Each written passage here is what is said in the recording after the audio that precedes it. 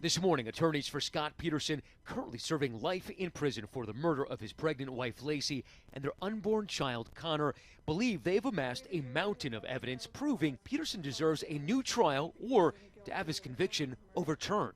In a nearly 400-page petition to the California Court of Appeals, the Los Angeles Innocence Project calling the prosecution's case against Peterson entirely circumstantial, saying no direct physical or forensic evidence was found supporting any of the prosecution's theory. The public has not lost its interest in this case in the 20 years since.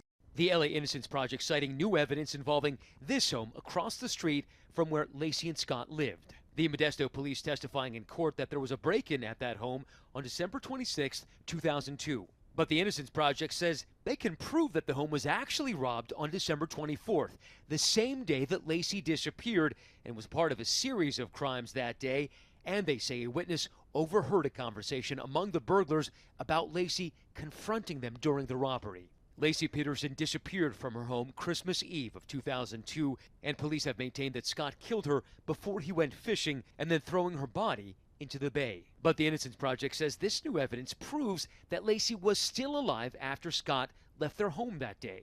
In their petition, they also accuse the Modesto police of suppressing evidence involving a burnt-out van near the crime scene, which they say had evidence of bloodstains on a mattress. Mark Garagos represented Peterson in his 2004 trial and is hopeful this new evidence will free his former client. If the Innocence Project prevails here, they will have done a great thing, because I think Scott was convicted on what I always called he didn't act right evidence, not on real evidence.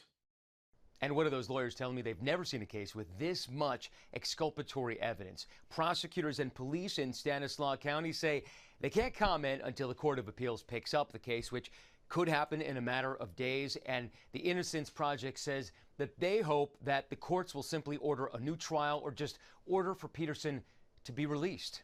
Matt Gutman, ABC News, Los Angeles.